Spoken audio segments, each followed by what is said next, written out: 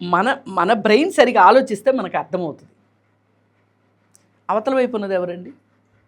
24 సంవత్సరాల వ్యక్తి, ఒక కేంద్ర మంత్రి కొడుకు, అధికారాన్ని అపాదమస్తకం నింపుకున్న మదపు టేనుగు.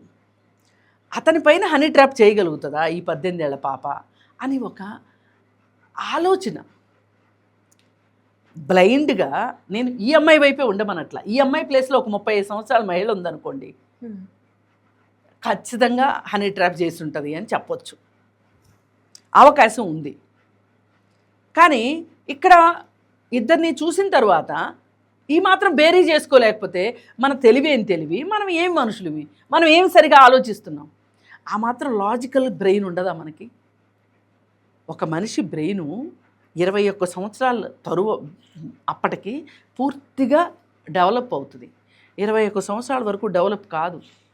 ఒక లాజికల్ బ్రెయిను డెవలప్ కావాలి అంటే, ఏది మంచి ఏది చెడు ఇవన్నీ అర్థం కావాలి అంటే ఆ 21 సంవత్సరాలు రావాలి.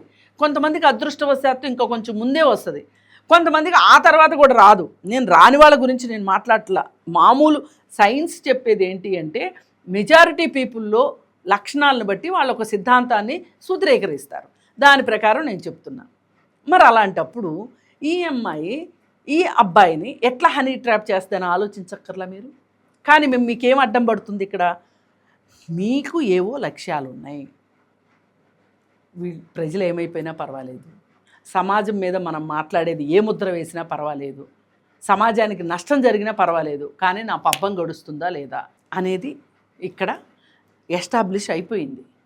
అందుకని చెప్పి వీళ్ళు మాట్లాడేది సమాజం మీద ప్రభావం ఎంత కలిగిస్తుంది అంటే, కొంతమంది అటు ఇటు తేల్చుకోలేని వాళ్ళకి, కాస్త వీక్ మైండ్ పీపుల్కి వీళ్ళ ప్రభావం బాగానే పడుతుంది. ఇప్పుడు మనం ఒక రకంగా ఏదైనా ఒక వాతావరణం తీసుకొస్తున్నాము మన మాటల ద్వారా కానీ, మన చేతల ద్వారా కానీ, మనం చేసే పోరాటాల ద్వారా కానీ అని మనం ఒక ప్రయత్నం మనం ఒక వైపు నుంచి చేస్తుంటే, వాళ్ళు ఇంకో వైపు నుంచి దీనికి వ్యతిరేకంగా పనిచేసుకుంటూ వస్తున్నారు. ఇది నిజంగా సమాజానికి చాలా ప్రమాదకరం. ఇప్పుడు సొసైటీలో ఉద్యమకారులు ఎంతమంది ఉంటారు చెప్పండి? ఎవరు ఇళ్ళు వాకిళ్ళు వదిలేసి రోడ్ల మీదకి వస్తారు చెప్పండి? చాలా తక్కువ మంది. ఈ తక్కువ మంది చేసే ఎంతో కొంత మంచి పనిని, సమాజానికి అవసరమైన పనిని వీళ్ళు ఇంకో వైపు నుంచి వచ్చి వీళ్ళు చెడగొడుతుంటే ఇబ్బందికరమే ఇది. మనం ఇలాంటప్పుడే మనం ఇంకా శక్తియుక్తులను పెంచుకోవాలి, ఇంకా మనము మన ఉద్దేశాలని సమాజానికి చెప్పగలగాలి. వాళ్ళ దురుద్దేశాన్ని సమాజం ముందు పటాపంచలు చేసి చూపించాల్సిన అవసరం ఉంది. వాళ్ళు ఏం చేస్తున్నారో సమాజానికి చెప్పాల్సిన అవసరం ఉంది. సమాజం కూడా ఆలోచించదా అండి? ఏ మామూలు వాళ్ళు ఎవరైనా సరే, మన అమ్మాయి ఆ పరిస్థితిలో ఉంటే ఏంటి పరిస్థితి అని మామూలు వాళ్ళు ఆలోచించరు అనుకుంటున్నారా? ఆలోచిస్తారు. కాకపోతే వాళ్ళకి మాట్లాడే ప్లాట్ఫామ్ దొరకకపోవచ్చు, మాట్లాడాల్సిన అవసరం లేదు అని వాళ్ళు అనుకోవచ్చు. కానీ ఒక న్యాయం అన్యాయం ఆలోచించరా ఎవరైనా? అవును. ఇప్పుడు పైగా ఇంకోటి నాకు అర్థం కాంది, ఈ బడుద్దాయిలకి ఎలా చెప్తే అర్థమవుతుందో నాకు అర్థం కావట్లేదు. కానీ అసలు వీళ్ళెవ్వరూ ఒక విషయాన్ని ఎక్నాలెడ్జ్ చేయట్లేదు. ఆ పిల్లవాడు భగీరథ ఈ ఇన్సిడెంట్స్ కంటే ముందు ఒక 2 ఇన్సిడెంట్స్ ప్రూఫులతో సహా వీడియోలు సోషల్ మీడియాలో సర్క్యులేట్ అవుతున్నాయి. అవి వీళ్ళు చూడలేదా?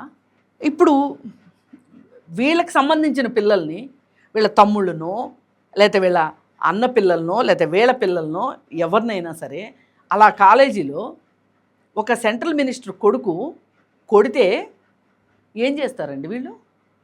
ఏడ్చుకోరు? బాత్రూంలో కూర్చుని ఏడుస్తారు వీళ్ళు. బయట కూర్చుని ఏడిస్తే పరువు పోద్దంటే. నిజం. ఆ పిల్లాడిది ఫోటో ఇప్పుడు మళ్ళీ కూడా సర్క్యులేట్ అవుతుంది. ఆ వీడియో ఇలా చేతులు పెట్టుకుని కూర్చుని దెబ్బలకి చేతులు అడ్డం పెట్టుకుంటున్న పిల్లాడిని చూస్తే మనుషులు అనే వాళ్ళకి ఎవరికైనా, కళ్ళల్లో నీళ్లున్న వాళ్ళకి ఎవరికైనా, మనసులో తడి ఉన్న వాళ్ళకి ఎవరికైనా బాధ. ఆ బాబు మన బాబు కాకపోవచ్చు, మనకేమీ సంబంధం లేకపోవచ్చు, మన కన్నీళ్ళు రావా? ఏ తల్లి కన్నబిడ్డో ఇంత బాధపడుతున్నాడే అని మనం బాధపడం?